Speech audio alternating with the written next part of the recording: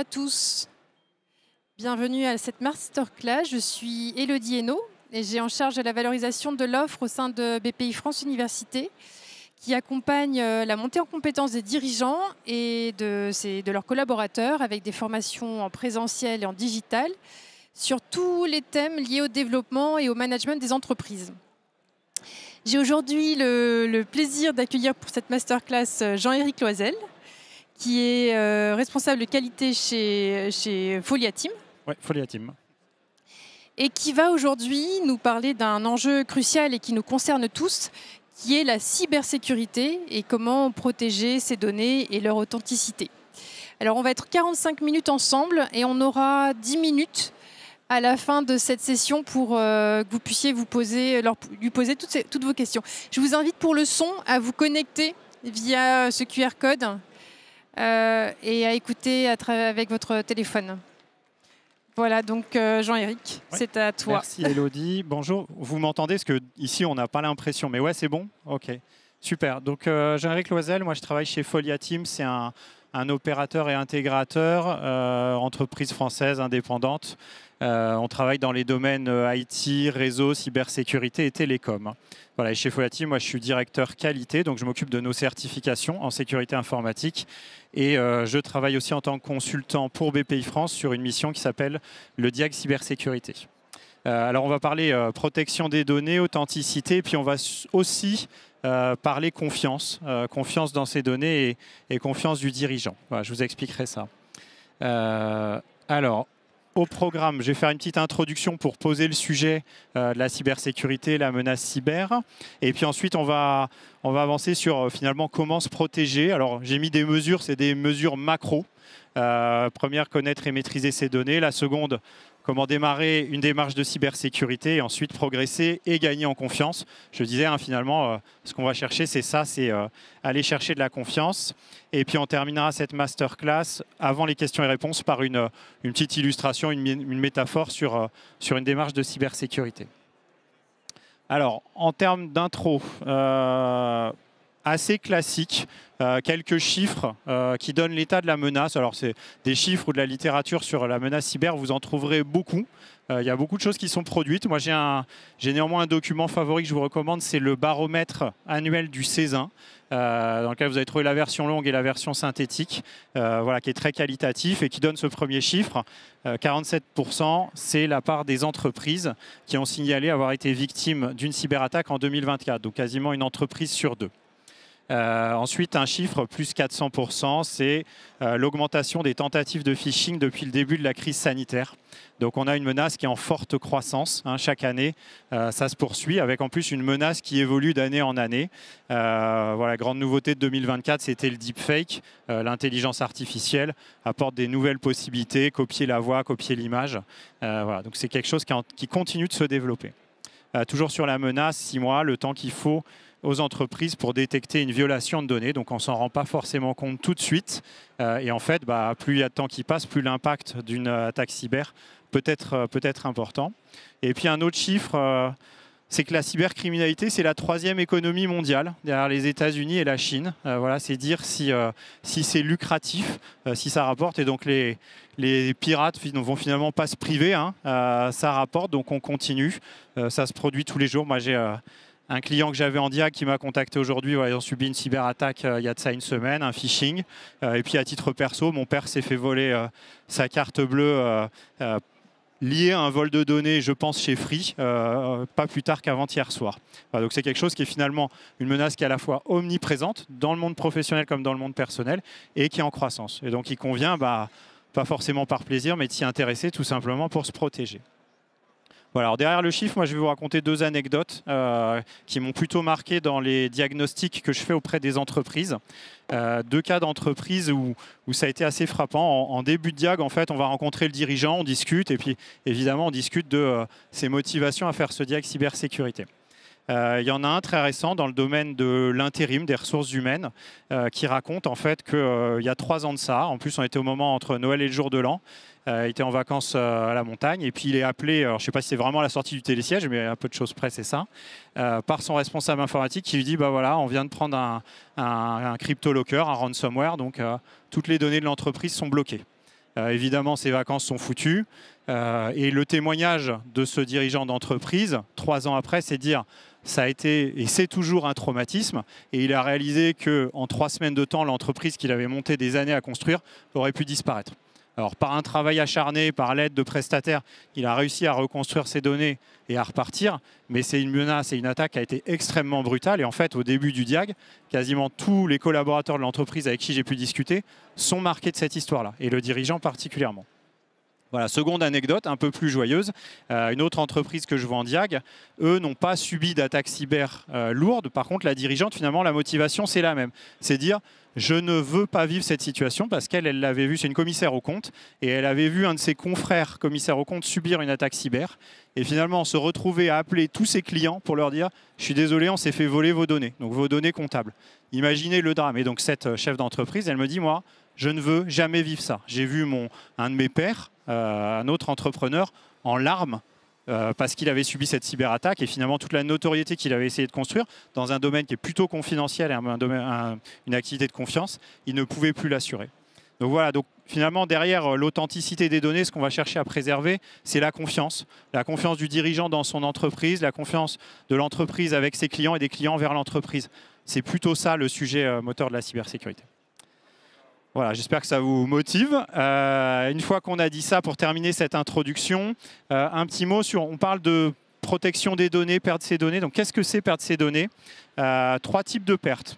Première perte, c'est la perte de confidentialité. Des données qui sont réservées à certaines personnes, ceux qui ont le droit d'en savoir, bah, ce n'est plus le cas. Alors ça peut aller d'un cas très simple, hein, les rémunérations des collaborateurs de l'entreprise qui sont imprimées et laissées à la photocopieuse.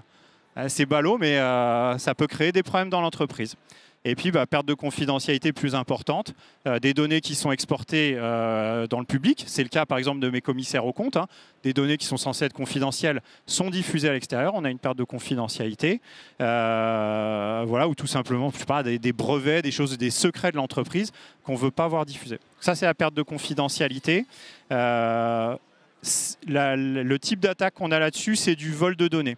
C'est la majorité des attaques qu'on a eues en France en 2024. Il y a des choses qu'on a vues dans la presse. On a entendu parler de Free, d'Auchan, de l'assurance maladie, de Pôle emploi. Voilà, des grands acteurs qui se sont fait voler leurs données. C'est des millions de données personnelles qui sont rendues publiques, qui sont vendues, qui à la fois rapportent et puis ensuite sont utilisées pour faire de l'usurpation d'identité et mener des attaques en se faisant passer pour quelqu'un d'autre. Second type de perte, la perte de disponibilité. Donc là, vous avez des données et elles ne sont plus accessibles. Donc ça, c'est le cas typique des ransomware. On vous bloque votre information. Et finalement, aujourd'hui, on est tellement informatisé que sans information, on ne peut plus travailler. Ça va créer un blocage de production, des pertes de revenus. Et puis dans le cas particulier des ransomware, en plus, on vous demande de l'argent. Donc c'est à la fois du sabotage de votre activité et en plus du vol d'argent par chantage.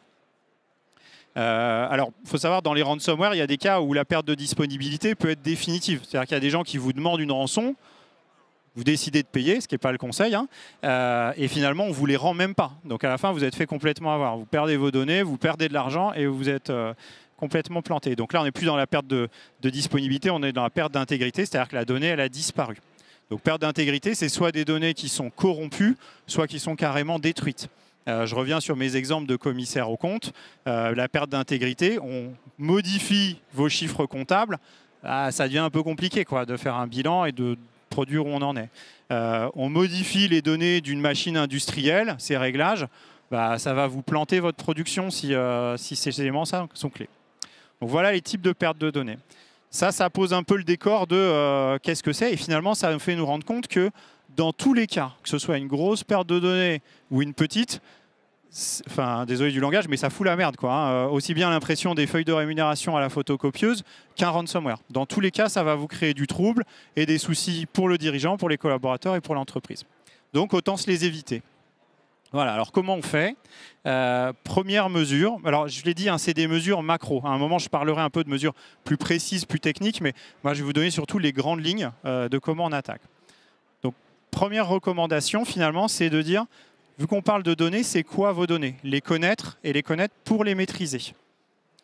Alors, connaître et maîtriser ces données, qu'est-ce que c'est? Donc, c'est un travail d'inventaire. C'est pas méga fun, mais il y a un moment, on en passe par là. Parce que si on ne sait pas de quoi on parle, c'est difficile de protéger. Donc les données, vous pouvez faire l'exercice de vous dire quelles sont les données qui sont traitées par mon entreprise. Qu'est-ce que je collecte, qu'est-ce que je produis, qu'est-ce que je transforme, qu'est-ce que je stocke comme données. Il y en a forcément beaucoup, mais finalement si on se pose, allez, 2 heures, 3 heures, on a déjà fait une bonne liste. Les données comptables, données financières, les données RH, les données clients, la base client, les commandes, les produits, les plans, les brevets, le savoir-faire, tout ça, tout ce que vous faites, quoi. Vos données support, les prix de vente, le catalogue. Bah, vous posez, vous faites une liste et assez rapidement, vous arriverez à vous dire finalement l'entreprise, qu'est-ce qu'elle traite comme données. Donc ça, c'est la base. Une fois que cette liste elle est faite, c'est se dire, bon, là-dedans, c'est quoi les données sensibles de l'entreprise? D'accord? Qu'est-ce qui a de la valeur, qu'est-ce qui est précieux et qu'est-ce qui l'est moins? Bon, je sais pas, je vais prendre un exemple quelconque, les notes de frais, c'est pas forcément le plus sensible par rapport, par exemple, aux rémunérations ou aux données RH. Voilà, les données du personnel, c'est des données à caractère personnel. C'est protégé au titre du règlement européen du RGPD, il faut y faire attention. Je sais pas, on parlait de brevets, d'un savoir-faire particulier, votre base client. Vous ne voulez pas forcément que ce soit exporté, donné à la concurrence ou sur le marché. Et donc, assez rapidement, une fois que vous avez fait votre inventaire, vous êtes capable de dire qu'est-ce qui est sensible, qu'est-ce qui n'est pas sensible. Pourquoi c'est utile de faire cette séparation-là? Parce qu'en fait, l'effort de sécurité, il faut le concentrer sur les données sensibles. Vous ne pourrez pas tout protéger immédiatement et tout d'un coup. Donc, on va mettre l'effort là où c'est important. D'accord? On met là sur... Alors, il y a les données sensibles au titre du RGPD, donc là c'est la loi, quoi. C'est les données de santé, appartenance politique, religieuse, ethnique, orientation sexuelle, syndicale, ça c'est la loi. Et après il y a ce que vous jugez être des données sensibles de l'entreprise. Je disais les brevets, les plans, les finances, les rémunérations. À vous de choisir en fonction de votre métier, de vous dire c'est ça que je veux protéger par rapport à d'autres choses. D'accord? Et vous allez concentrer l'effort là-dessus plutôt que sur le reste, sur l'essentiel et pas le superflu. Bon, une fois qu'on va passer le step 2, on sait quelles sont les données sensibles de l'entreprise. Ensuite, où est-ce qu'elles sont? Elles sont où mes données finalement? Est-ce qu'elles sont chez moi, dans l'entreprise, ou est-ce qu'elles sont éparpillées ailleurs? On est dans un monde informatisé, dans un monde du cloud, et donc finalement vos données, elles ne sont pas forcément chez vous. Vous les avez mis dans des applicatifs qui eux-mêmes sont hébergés à l'extérieur. D'accord? Donc on peut se dire, dans quel applicatif sont mes données? Ce qui est d'ailleurs aussi un bon moyen de faire l'inventaire au départ. Hein. On peut partir de l'applicatif et aller chercher les données. Donc, à qui je les ai confiées? Et géographiquement, elles sont où mes données? Elles sont en France, elles sont en Europe, elles sont dans le monde. Il y a une espèce de mythe qui dit, bon, c'est dans le cloud, c'est bien, mais le cloud, il est où votre cloud? En fait, derrière le cloud, il y a des hébergeurs, enfin, il y a des éditeurs qui font des applicatifs et il y a des hébergeurs qui hébergent ces applicatifs.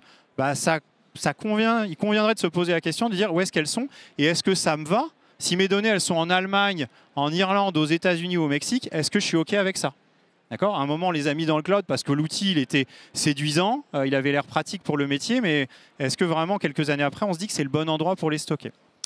Voilà. Et puis, dernière question pour aller au bout de cet inventaire, c'est est-ce que, si j'ai mis des données dans le cloud, est-ce que je peux ou je pense que je peux avoir confiance dans mon prestataire cloud? Est-ce que c'est la bonne personne à qui je les ai données? Est-ce qu'il présente des gages de confiance? Est-ce que lui-même, il a adopté une démarche de cybersécurité? Alors ça, en fait, au début, on ne sait pas trop. Et puis, assez rapidement, si vous cherchez sur le net, sur les entreprises, éditeurs et hébergeurs, vous allez trouver des infos. Où est-ce qu'il héberge? Est-ce qu'il est sécurisé? Est-ce qu'il s'est certifié ISO 27001, SOC 2, Secnum Cloud, etc. Voilà, vous allez voir des éléments qui vont plutôt vous rassurer. Est-ce qu'il publie un plan d'assurance sécurité? Est-ce qu'il publie quelque chose sur son site? Puis s'il ne publie rien du tout et que vous n'avez pas d'informations publiques disponibles, vous pouvez lui demander. Vous pouvez écrire à un éditeur en lui disant dites-moi, mes données, elles sont où? Comment vous les sécurisez? Est-ce que vous faites de la sauvegarde? Est-ce que vous testez les sauvegardes? Et ça, c'est des éléments qui vont vous dire OK, je pense que lui, je peux avoir confiance. Et puis il y en a un autre, je me rends compte qu'en fait, il stocke les données dans un garage, qu'il est tout seul et qu'en termes de mesures de sécurité, il applique des choses qui ont 15 ans et qui ne sont plus à jour. Et donc dans ce cas-là, il peut y avoir une remise en cause du prestataire avec lequel vous travaillez. Ce n'est pas la finalité, mais à un moment, si c'est des données qui sont précieuses pour l'entreprise, il vaut mieux s'en rendre compte avant. Voilà, donc première mesure, c'est inventaire. Et ça, vous pouvez le faire et ça vous donnera la map de quelles sont les données que vous traitez. On passe à la seconde mesure. Pareil, c'est macro, c'est comment je démarre une démarche de cybersécurité. Parce qu'on ne protège pas des données naturellement, il faut qu'à un moment, il y ait un acte volontaire et un travail pour le faire. Donc là aussi, les étapes pour rentrer dans une démarche de cybersécurité. Premier step, et peut-être le plus important, c'est la volonté du dirigeant. C'est terrible, mais en fait, sans cette volonté, on ne fait rien. Alors, vous pouvez avoir de la chance, avoir un RSI ou un DSI zélé, sérieux et qui a fait des choses. Et puis, dans d'autres cas, si vous n'avez pas appuyé sur le bouton de la sécurité, il vous fournit de l'IT, du réseau, des PC, mais ça ne va pas forcément plus loin. Donc, à un moment, il est important que le dirigeant dise moi, je veux qu'on sécurise, on va rentrer dans une démarche, je vais mettre des moyens humains et puis des moyens financiers pour qu'on se sécurise, parce que je considère qu'aujourd'hui, je n'ai pas envie de vivre la situation de celui qui s'est fait planter et qui soit plante sa boîte, soit n'endort plus de la nuit. Et vous, votre acte le plus important en tant que dirigeant, il est là. Ensuite, mettre en place une gouvernance. Vous allez déléguer à des personnes dont c'est le job le fait de piloter ce sujet de cybersécurité et le réaliser. Alors, quand je mets gouvernance, c'est parce qu'il y a plusieurs profil ou terme, donc on va retrouver un responsable informatique ou un DSI, on va retrouver peut-être un RSSI, donc responsable de la sécurité du système d'information. À côté d'eux, vous pouvez avoir un DPO, donc le délégué à la protection des données personnelles. Voilà, c'est ces personnes-là qui vont former votre gouvernance. Ce que je vous recommande dans le lot, c'est d'avoir un profil plutôt expert. D'accord ? Quelqu'un qui va quand même techniquement savoir de quoi on parle et quand il va falloir implémenter, va être capable de faire. Quand je dis avec vous, ce n'est pas forcément employé de l'entreprise. Ça peut être votre consultant, mais en tout cas, que vous ayez une personne de confiance dans l'équipe qui sache bien de quoi on parle. Parce qu'à un moment, moi, je suis très dans une logique démarche, gouvernance, etc. Mais il y a un moment, il faut rentrer dans les sujets techniques. Il faut réaliser ou suivre les réalisations. Et donc, waouh, ça va. il faut un sachant. Voilà, et puis une fois que vous avez désigné le délégataire de votre démarche de cybersécurité, je vous recommande un état des lieux initial. Finalement, vous en êtes où de votre maturité cyber ? On n'est jamais au degré zéro. On a toujours fait quelque chose. On a mis un antivirus, je sais pas moi, on ferme la porte du local informatique avec une clé, c'est tout bête, mais il y a des premiers steps comme ça, et puis peut-être que vous avez une maturité qui est déjà avancée. Et donc, ça peut vous aider à un moment de prendre une prestation de conseil pour voir où vous en êtes. Parce que la cybersécurité, ce n'est pas une mesure ou deux mesures, c'est un champ qui est assez large. Par exemple, dans les normes de certification, la ISO 27001, qui est un peu la référence, c'est 90 mesures de sécurité qu'il faut implémenter. Donc, il vaut mieux avoir quelqu'un qui va vous aider à faire cet état des lieux. Où est-ce que vous en êtes de la formation des personnes ? Qu'est-ce que vous avez formalisé comme info ? La sécurité des postes informatiques, la sécu du réseau, la sécu des infras, le cloud, vos prestataires. Tout ça, ça se regarde. Et cet état des lieux, il va vous tracer le chemin en vous disant finalement, on en est là. Et voilà où est-ce qu'on doit aller, par quoi il faut commencer, qu'est-ce que ça peut coûter, où on emmène l'effort de constitution de la démarche. Alors dans l'état des lieux, je vais faire un peu la pub de BPI France, mais il y a une prestation qui s'appelle le DIAC Cybersécurité, que évidemment je vous recommande, mais voilà, qui va aider à ça. Une personne conseil va intervenir pendant 8 jours chez vous et vous faire cet état des lieux pour permettre aux dirigeants de trouver le chemin par lequel on passe. Parce que des solutions, il y en a pléthore, mais laquelle choisir ? Pour votre contexte à vous, sur quoi il faut appuyer. Donc voilà. Et puis enfin, une fois que l'état des lieux il est fait, vous avez un plan d'action qui est défini, vous l'appropriez et puis il faut commencer à investir. Et donc faire les premiers pas pour commencer à avancer. Ça va sur ce sujet-là ? Ouais, tout le monde suit, nickel. Allez, troisième mesure, donc là, comment on progresse et comment on gagne en confiance. C'est ça la finalité, c'est que finalement, l'entreprise et le dirigeant, il ait retrouvé confiance en ses données. Là, pareil, alors, il y a un moment, on est vraiment dans la mise en œuvre du plan d'action. Donc, deux choses clés, c'est la culture, l'acculturation des personnes. Parce que la cybersécurité, ce n'est pas forcément naturel, d'accord ? C'est plutôt contraignant. On va embêter les gens avec des mots de passe. Il faut faire attention. Il y a des doubles authentifications. Voilà, on va changer les choses. Il faut qu'ils ne laissent pas le PC sur le bureau le soir. Il faut qu'ils l'attachent, qu'ils le mettent dans un casier fermé. Voilà, ce genre de choses-là, c'est une culture à changer. Évidemment, c'est dur de changer parce qu'avant, c'était peut-être facile. On laissait le PC sur le bureau le soir, on ne l'éteignait même pas. Les mots de passe 1, 2, 3, 4, et puis on s'en fout. Ou on mettait les mêmes que ceux sur les codes à la maison. Et évidemment, il va falloir faire changer ça. Donc il y a un gros travail de changement de culture. Et c'est là qu'on revient sur le point d'avant, où la volonté du dirigeant et la volonté affichée, c'est quand même un facteur d'entraînement. Si le dirigeant il dit on y va, en général, les collaborateurs ils vont suivre. Voilà, mais il y a un travail quand même de sensibilisation et même d'entraînement pour changer cette culture-là. Je pousse un tout petit peu plus loin. Un des gros sujets dans les attaques cyber, c'est le phishing, donc les emails frauduleux qui vont tenter de vous hameçonner pour vous prendre des identifiants, vous prendre de l'argent, etc. 70% des attaques passent par le phishing. Donc dans le changement de culture, dans les mesures qu'on met en place, c'est de l'entraînement au phishing. C'est des exercices, des faux emails envoyés pour que les collaborateurs finalement progressent et ne soient plus demain les victimes de ces attaques-là, mais sachent réagir et éviter de cliquer sur les liens, télécharger les pièces jointes, les ouvrir, etc. Voilà. Et puis l'autre chose, c'est l'implémentation des mesures de sécurité. Donc là, je disais, il y en a beaucoup, mais il y a des choses qui sont essentielles. Disposer de sauvegardes de vos données et des sauvegardes sur un site différent, voire ce qu'on appelle des sauvegardes immuables. C'est important. Une politique de mots de passe assez forte, donc des mots de passe compliqués, de la double authentification, une solution de coffre-fort à mots de passe, ça c'est clé. Au niveau des postes informatiques, un logiciel de gestion du parc informatique pour s'assurer que les PC soient dans les dernières versions, fassent bien leur mise à jour d'antivirus. Voilà, c'est des basiques, mais il faut le faire. Antivirus, on en a parlé.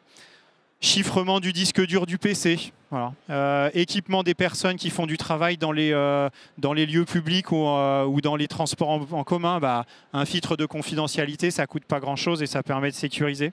On a tous vu dans le train le PC du voisin ou de la personne qui est devant.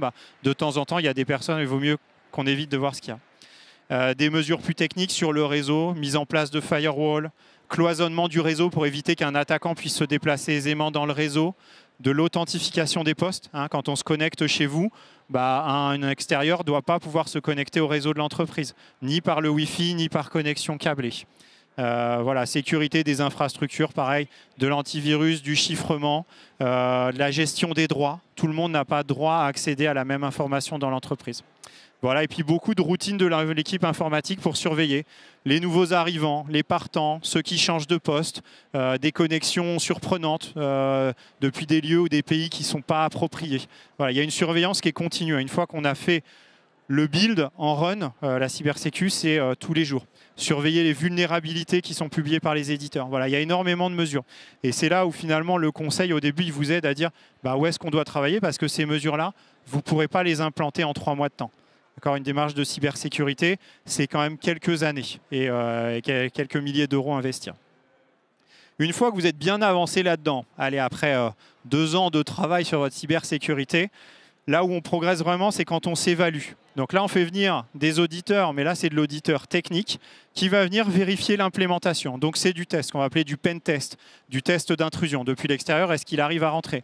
Du test, ce qu'on appelle man in the middle, quelqu'un qui est dans l'entreprise. S'il se connecte, est-ce qu'il arrive à se déplacer sur le réseau, à trouver de l'information? Et donc cette personne-là, elle va venir vérifier si ce que vous pensez avoir implémenté, c'est bien fait ou pas. D'accord, il va vous challenger, mais positivement, pour dire bon, on vous a dit que c'était fait, mais finalement, il faut pousser un peu plus loin, vous n'êtes pas complètement à jour sur les dernières vulnérabilités. Il peut y avoir aussi, si vous avez un site physique qui est sensible, des tests d'intrusion physique. Nous, chez Foyateam, on a un data center dans le 12e. On a payé un consultant pour qu'il essaie de rentrer par le parking, par la porte, en se faisant passer pour les pompiers, pour la police. Voilà, mais c'est un moyen d'éprouver en disant est-ce qu'il y arrive ou est-ce qu'il n'y arrive pas. Coup de chance pour nous, il n'y est pas arrivé, mais il nous a quand même fait quelques remarques. Par la vitre, il arrivait à photographier un PC, par exemple. Bon, on a fait masquer les vitres, par exemple. Voilà, donc il y a des exercices au bout d'un certain temps que vous faites. Par contre, faites pas ça au début de la démarche. Parce que si vous le faites au début de la démarche, vous avez toutes les chances pour vous faire emplafonner et vous démotiver. Donc au début, on met en œuvre des actions, et puis au bout d'un certain temps, on se dit « Ok, je pense que je suis mûr, maintenant je m'éprouve ». Et c'est à ce moment-là qu'on gagne en confiance. Le côté confiance du dirigeant, c'est là que ça se joue. Parce que quand vous avez des tests réussis, vous dites « Ok, ça y est, maintenant, on peut commencer à m'attaquer. Moi, je sais que ça va tenir ou que ça va tenir un certain temps ». Voilà, et puis quand on est arrivé là, on est arrivé pour moi à un bon niveau de maturité et de confiance. Après, il y a plus un point que j'ai laissé en question ouverte, c'est est-ce qu'il faut se certifier? J'ai des clients qui me posent la question, est-ce que ça vaut le coup d'aller sur une démarche de certification en sécurité informatique? Oui et non. C'est sûr qu'une fois que vous êtes certifié, vous avez un auditeur qui est venu contrôler tous les points de contrôle. Et puis l'auditeur, il n'est pas là pour vous faire plaisir, il est là pour être factuel et clair. Donc il vous dira si vous l'avez ou si vous ne l'avez pas, votre certif. Donc c'est sûr que c'est un peu un des Graals en termes de sécurité informatique. En revanche, se certifier, ça a aussi un coût. Donc est-ce que vous voulez dépenser cet argent-là? Il faut payer un auditeur conseil qui va vous accompagner dans la démarche et qui va vous faire de l'audit, ce qu'on appelle interne ou audit à blanc. Il faut payer les vrais auditeurs qui vont vous faire l'audit final.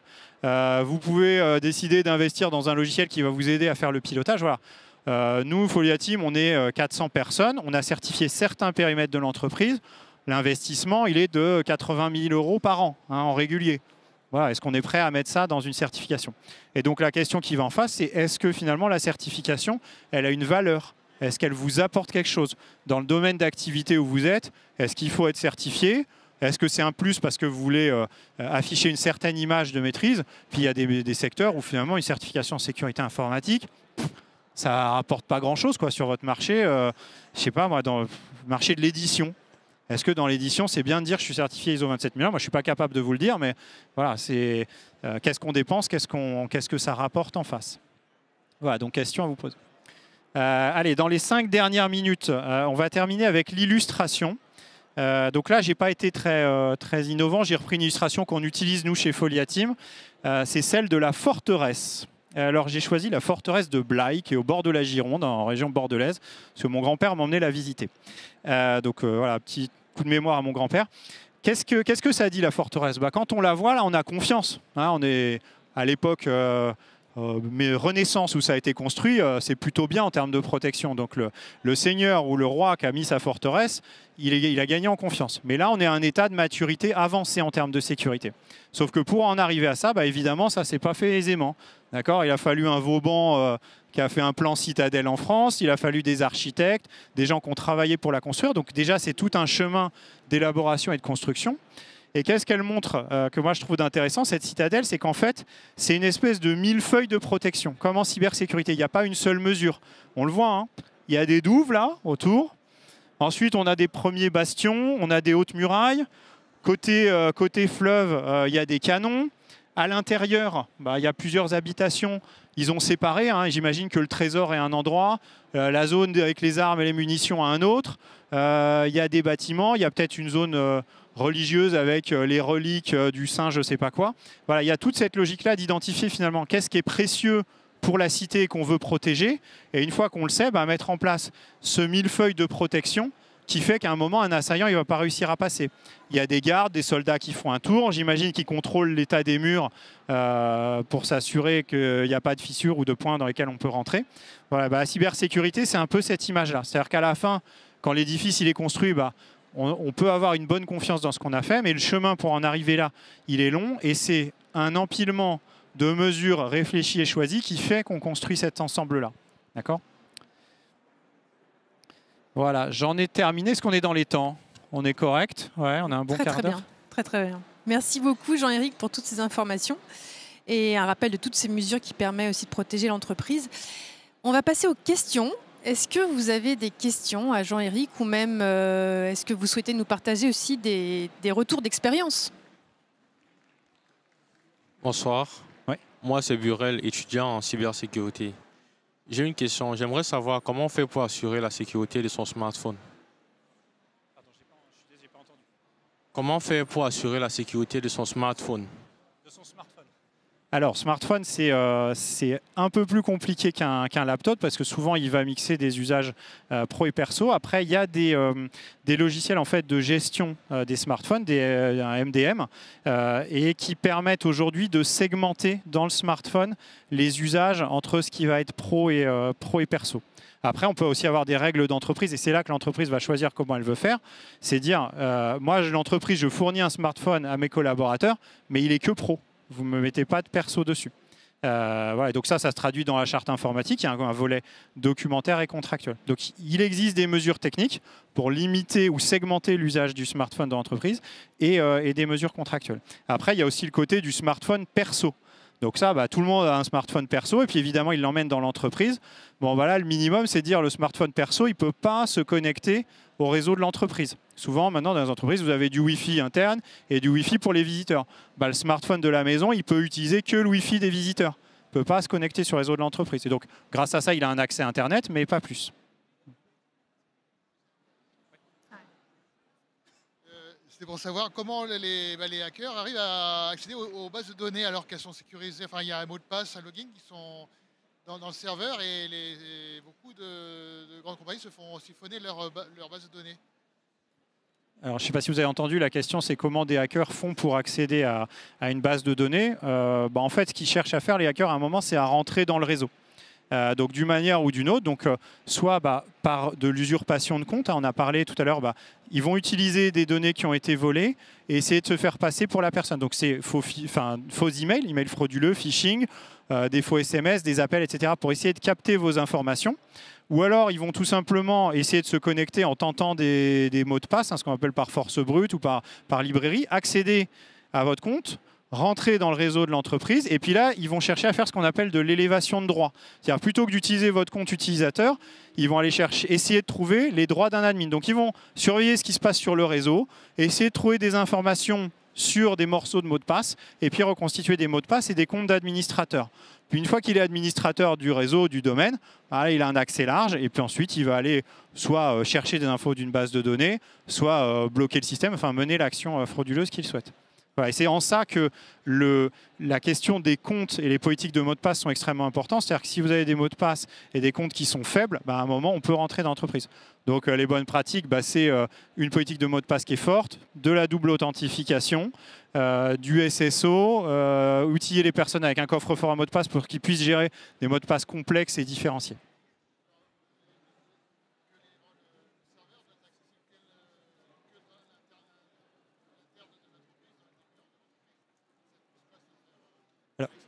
Alors, l'accès aux bases de données ou à un système, c'est l'entreprise qui va choisir si on y accède ou pas. Par contre, ce qu'on doit faire, c'est restreindre les accès aux personnes qui ont droit d'y accéder. Et à un moment, l'entreprise peut décider, est-ce que j'autorise un accès distant ou est-ce qu'on accède que quand on est dans l'interne. Et ça, c'est pas moi qui peux le dire, c'est en fonction de votre activité. Vous allez décider en disant, on peut accéder depuis l'extérieur ou pas. Il y a des secteurs où, effectivement, si on n'est pas sur site connecté en filaire au réseau, on n'y va pas. Vous avez d'autres entreprises qui sont plus ouverte, on va dire. Par contre, on peut sécuriser un accès distant. VPN avec double authentification, là aussi, ça permet de sécuriser.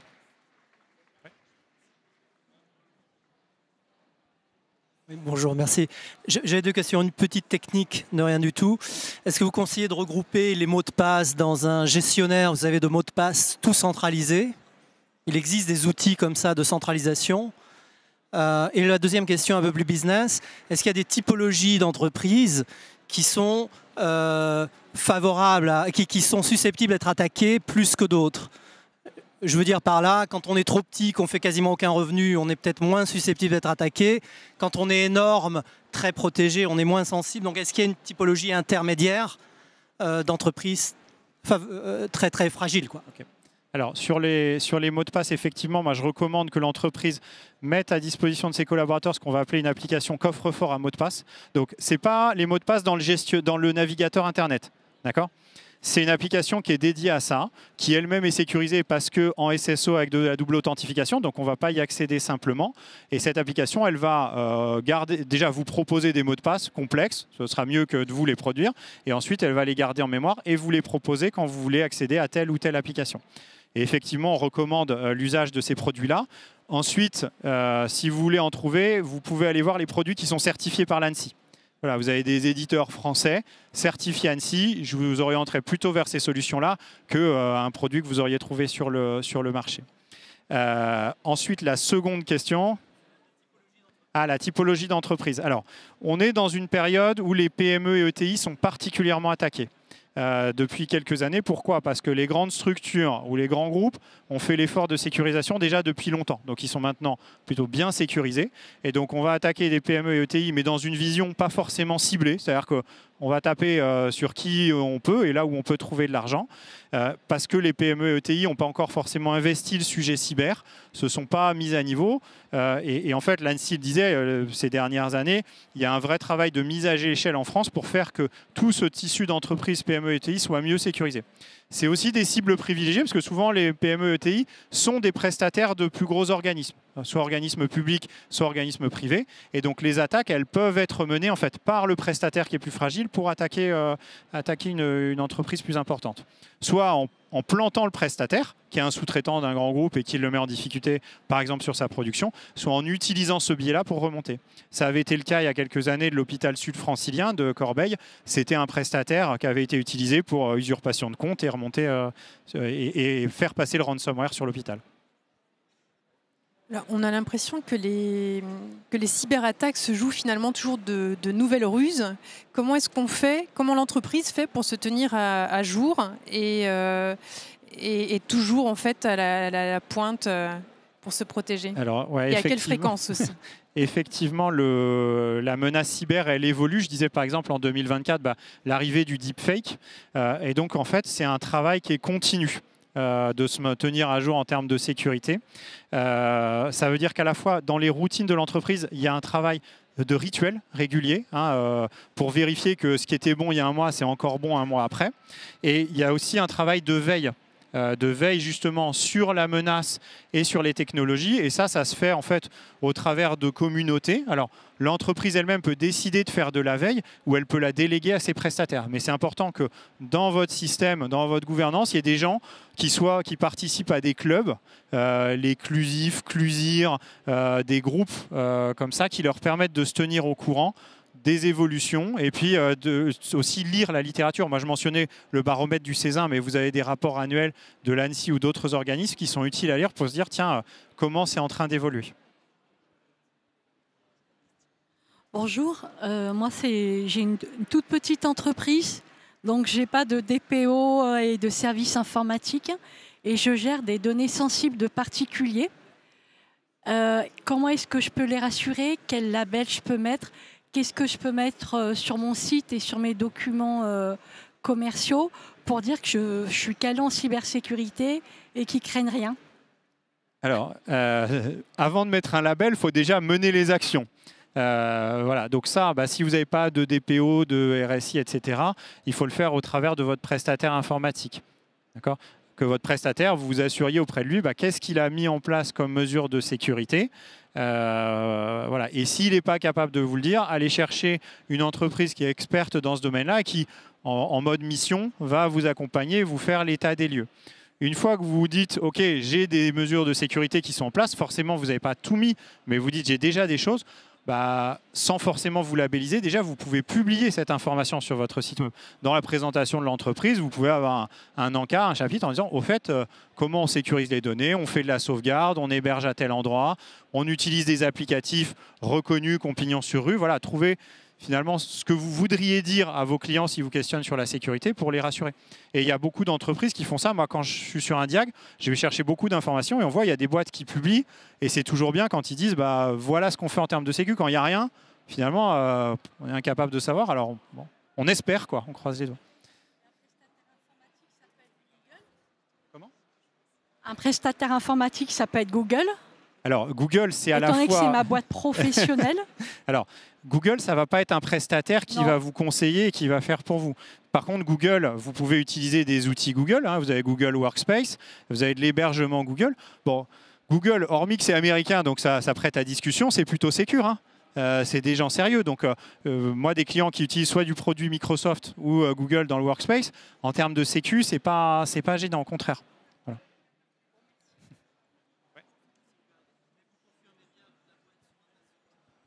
Voilà.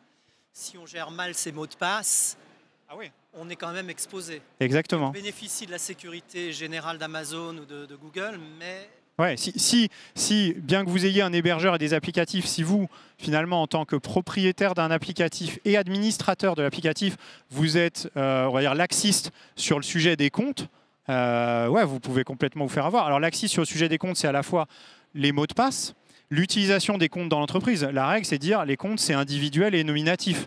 Si tout le monde utilise le même compte, déjà, vous avez un problème de droit, quoi. Tout le monde a accès à tout.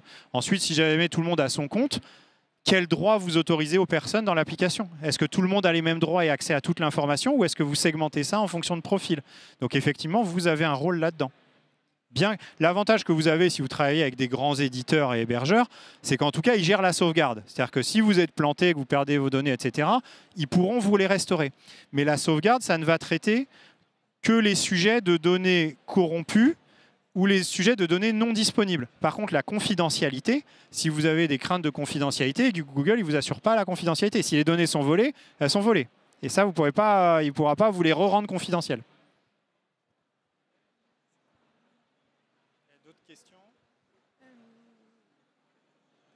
Alors, quels seraient les signaux faibles et comment est-ce qu'on les repère qui indiqueraient qu'une entreprise finalement se met en danger et ou met en risque la protection de ses données? Alors, deux choses là-dessus sur la détection des incidents et des attaques.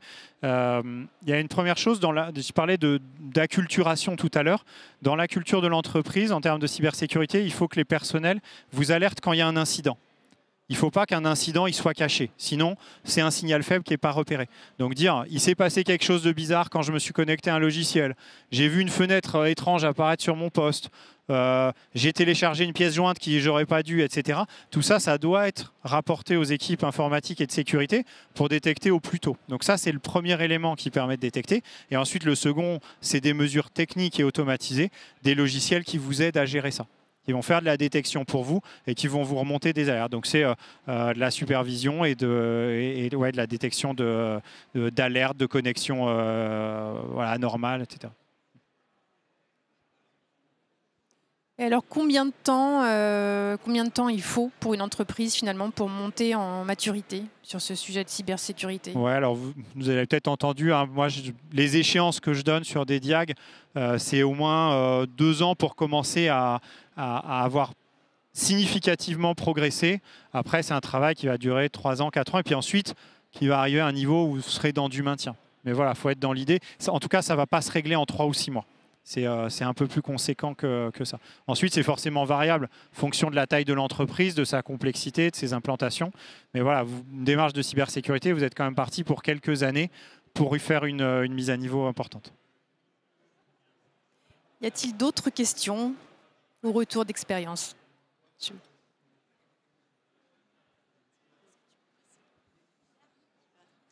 Bonjour, moi je bosse avec mon papa.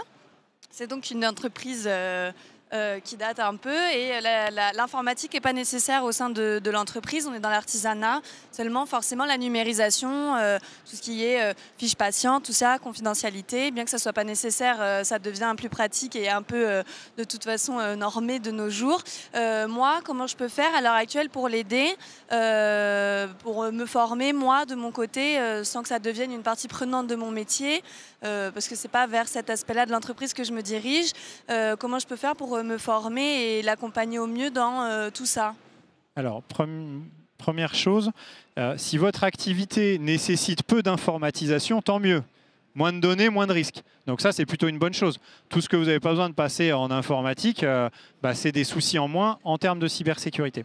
Ensuite, néanmoins, il y a une culture peut-être à commencer d'acquérir. Et ça, vous allez trouver des ressources disponibles gratuitement sur l'Internet. Je vous recommande le site de cybermalveillance.gouv.fr où vous allez avoir des sensibilisations gratuites. Vous allez trouver. Et puis ensuite, un peu de littérature.